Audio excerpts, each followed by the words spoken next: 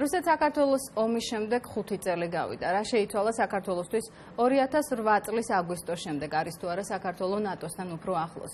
ამ და სხვა თემებზე სასაუბრო დღეს სტუდიაში ამერიკის ყოფილი ელჩი ნატოში ბატონი კურტ ვოკერი მოვიწვიეთ. Mr. Ambassador, thank you very much for being with us. ბატონო კურტ, დიდი მადლობა სტუდიაში მოსვლისთვის. როგორ იხსენებთ 2008 წლის აგვისტოს, იმ დღეს, როცა ელჩის ამპლუაში პირველად ჩახოდით ბრიუსელში? So I was confirmed to be ambassador to NATO in the ნატოში ელჩად 2008 წლის ზაფხულის დასაწყისში დავინიშნე და ბრიუსელში ჩასვლა სექტემბრის დასაწყისში ვაპირებდი. მაგრამ ომის გამო გადავწყვიტე ადრე ჩავსულიყავი და 11 აგვისტოს უკვე იქ ვიყავი. ამ დღეს მაშინ საგარეო საქმეთა მინისტრი ეკატყეშელაშვილი ჩრდილოატლანტიკური საბჭოს წევრებს უნდა შეხვედროდა, მაგრამ სამწუხაროდ მან ბრიუსელში ჩამოსვლა ვერ მოახერხა იმის გამო, რომ თბილისის აეროპორტი ომის გამო დაიკეტა. მე ვფიქრობდი, რომ ბუნებრივი იქნებოდა ის, რომ ნატოს გამოეცა განცხადება, რომელშიც ცეცხლის გაუყოვნებლივ შეწყვეტას, საბრძოლო დანაყოფების 7 აგვისტომდელ პოზიციებზე დაბრუნებას მოვითხოვდით, სადაც კიდევ ერთხელ გავიმეორებდით, რასაც ხშირად ვამბობდით, რომ ალიანსი მხარს უჭერს საქართველოს სუვერენიტეტს და ტერიტორიულ მთლიანობას. სამწუხაროდ ნატომ 11-ში ამ განცხადების გაკეთება ვერ შეძლო. We weren't able to get even that kind of statement out of NATO on that day. What do you make of it? Why? რატომ რომელიმე ქვეყანა წამყვანი ძალა იყო ამაში? Line of argument? ის რომ ეს ყველაფერი აგვისტოში ხდებოდა, მნიშვნელოვანი ფაქტორი იყო. ჩემი კოლეგები ამბობდნენ, რომ ყველა შვებულებაში იყო და მათთან დაკავშირება რთული იყო. გარდა ამისა, ნატოს არ უნდოდა ხელი შეეშალა ევროკავშირის მიერ წამოწყებული სამშვიდობო პროცესისთვის. ასევე იყო შეხედულება, რომ ნატოს მიერ განცხადების გაკეთება კონფლიქტის კიდევ უფრო მილიტარიზაციას გამოიწვევდა. ჩემი აზრით, ეს სრულად მიუღებელი იყო. ნატო თავდაცვითი ალიანსი და მისი მოვალეობა სწორედ ეს იყო. მეორე მსოფლიო ომის შემდეგ პირველად მოხდა ის, რომ ერთმა სახელმწიფომ ჯარები შეიყვანა მეორე სუვერენული სახელმწიფოს ტერიტორიაზე. ჩვენ რეაგირება სწრაფად უნდა გაგვეკეთებინა. Was it surprising to you? ამან გაგაკვირვათ, რამდენიმე თვის წინ ბუხარესტის სამიტზე საქართველოს ფაქტობრივად მიიღო ნატოში გაწევრიანების გარანტია. Well, I would say that was a few months earlier in April 2008 it said დიახ, აპრილში ნატომ საქართველოს მაპი არ მისცა, მაგრამ განაცხადა, რომ საქართველოს ალიანსის წევრი აუცილებლად გახდება. მაშინ პრეზიდენტი ბუში აქტიურად ცდილობდა საქართველოსთვის სამოქმედო გეგმის მიცემას, მაგრამ კანცლერი მერკელი ამ გადაწყვეტილებას ეწინააღმდეგებოდა. აქედან გამომდინარე მივედით განცხადების იმ ტექსტამდე, რომელიც ბუქარესტში გამოაქვეყნეთ.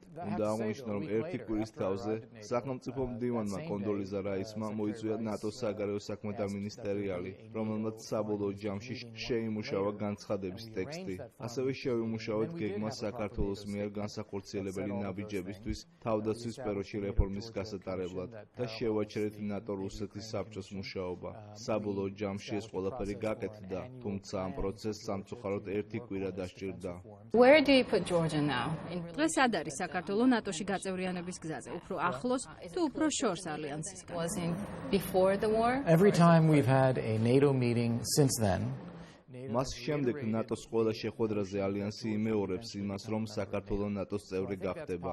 ეს ჩემი აზრით ძალიან კარგია, რომ ამ თემაზე საუბარი არ წყდება, მაგრამ ამასთან ერთად უნდა გავითვალისწინოთ, რომ თავად ნატოში დაიკარგა გაფართოების ტემპი. იქნება ეს საქართველოს, უკრაინა, მაკედონია თუ მონტენეგრო. ჩემი აზრით საქართველოსთვის პრობლემა სწორედ ეს წარმოადგენს და არა ის, რომ ალიანსმა რამე გადაიფიქრა. The US was such a strong supporter of Georgia. ამერიკა და განსაკუთრებით პრეზიდენტი ბუში საქართველოს ნატოში გაწევრიანების ერთ-ერთი ყველაზე აქტიური მომხრე იყო. მაგრამ მიუხედავად ამისა, ომამდე და ომის შემდეგაც შეიძლება ითქვას დღემდე ამერიკა საქართველოსთვის თავდაცვითი იარაღის მიყიდვაზე თავს იკავებს. ზოგიერთი ყოფილი მაღალჩინოსანი ამ პოლიტიკას იმით ხსნის, რომ არ უნდათ საქართველოში უსაფრთხოების ფუჭი შეგნების გაჩენა. თქვენ რას ფიქრობთ ეთანხმებით ამ მოსაზრებას? Right, well, a couple ამ თემაზე რამდენიმე მოსაზრება მაქვს. არგუმენტი, რომელზეც თქვენ საუბრობთ, გულისხმობს იმას, რომ თუ მზად არ ვართ იმისთვის, რომ მონაწილეობა მივიღოთ საქართველოს დაცვაში, მაშინ ცდარი შეხედულებები არ უნდა შევქმნათ. აქ საუბარი იყო პროცესზე, ანუ იმაზე, რომ საქართველოს უნდა გარდაქმნას თავდაცვის სფერო, განახორციელოს პოლიტიკური და ეკონომიკური რეფორმები და ეტაპობრივად მიუახლოვდეს ნატოს წევრობას და ამის შემდეგ თავდაცვის სფეროში ურთიერთობები მნიშვნელოვნად უმჯობესდება და ღრმავდება. ჩემი საკუთარი მოსაზრება ამ თემაზე ცოტა განსხვავდება. დიდი რაოდენობით იარაღის ყიდვას აზრი არ აქვს იმ შემთხვევაში, თუ ქვეყანას არ აქვს მკაფიოდ ჩამოყალიბებული ეროვნული სტრატეგია, სამხედრო სტრატეგია და არ არის დასრულებული სამხედრო სექტორის რეფორმა. ეს ყველაფერი იმისთვისაა საჭირო, რომ ზუსტად იცოდე რა იარაღი გჭირდება და როგორ უნდა გამოიყენო ის თავდაცვის საერთო მიზნების მისაღწევად. ჩემი აზრით, საქართველოს შემთხვევაში ჯერ ურმის ყიდვა გვინდოდა და მერე ცხენის. იარაღის ყიდვაზე მანამ ვლაპარაკობდით, ვიდრე მკაფიოდ წარმოდგენა გვექნებოდა იმაზე, თუ რა იყო სამხედრო სტრატეგია და სამხედრო საჭიროებები. One of the very high level პრეზიდენტი ბუშის ეროვნული უშიშროების მრჩეველმა ცოტა ხნის წინ ჩვენთან საუბრისას განაცხადა, რომ ამერიკა რუსეთს თხოვდა არ აღყოლოდა საქართველოს მხრიდან პროვოკაციებს. ეს განცხადება ცოტა არ იყოს მოულოდნელი იყო, რადგანაც უკანასკნელი წლების მანძილზე ამერიკა იმას ამბობდა, რომ საქართველოს თხოვდა არ აღყოლოდა რუსეთის პროვოკაციებს. როგორ ხსნით ამ ურთიერთგამომრიცხავ მაღალი დონის განცხადებებს? Right. Well, let me give my own perspective. ამაზე ჩემს საკუთარ შეხედულებას გაგაცნობთ. რუსეთ-საქართველოს ურთიერთობებს უკვე რამდენიმე წელია ვადევნებ თვალს. რამდენიმე წელი რუსეთი ცდილობდა საქართველოს რეაქციის პროვოცირებას რამდენიმე სხვადასხვა საკითხზე. მაგალითად, რუსის სამშვიდობოების რაოდენობის გაეროს ნებართვის გარეშე გაზრდა.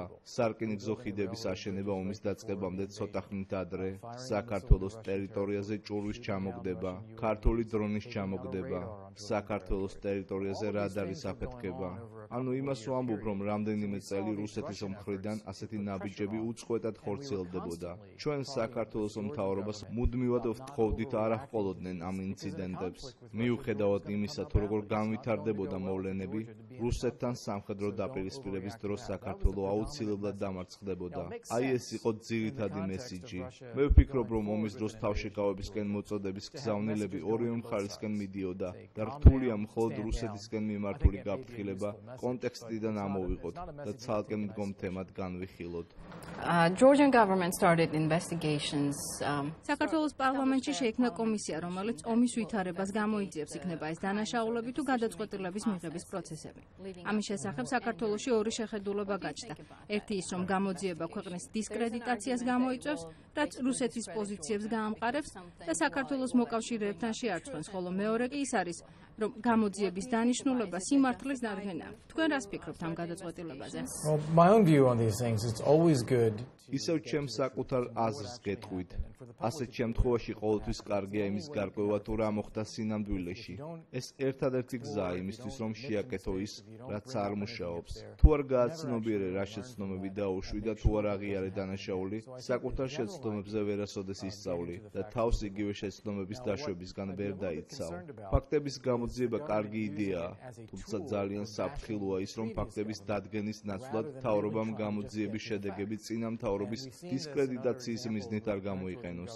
ამის შერეული მაგალითები უკვე გვაქვს, როცა მთავრობა კორუფციის ბრალდებით სჯის ყოფილი ხელისუფლების წევრებს და მინდა გითხრათ, სწორსაც აკეთებს იმისთვის, რომ მთავრობაში კეთილსინდისიერება შეინარჩუნოს, მაგრამ ზოგიერთ შემთხვევაში ბრალდებები პოლიტიკურ ანგარიშსწორებას უფრო ჰგავს.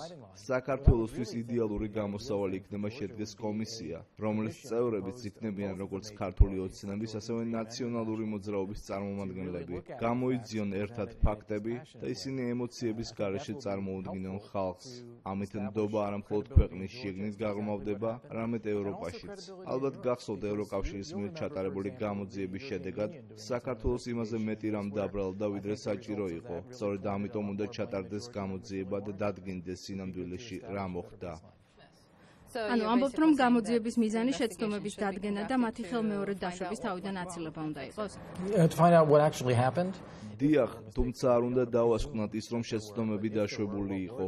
გამოძიებამ უნდა დაადგინოს იყო თუ არა შეცდომები, რა გაკეთდა არასწორად და რა პროცედურები უნდა შეუმუშაოთ ამ შეცდომებზე დაყრდნობით.